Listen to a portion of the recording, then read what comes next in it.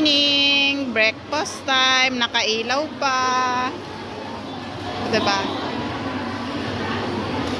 Breakfast namin ni Mariche. Charan! Happy birthday.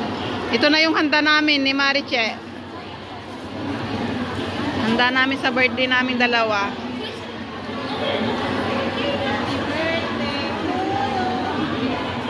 O, diba? Ito na yung pinakahanda naming dalawa kasi hindi na naman siya lalabas.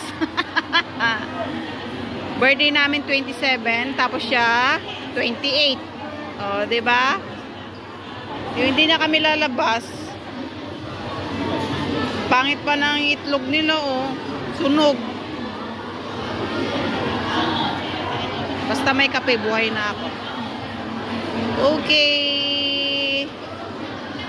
Kain tayo, guys.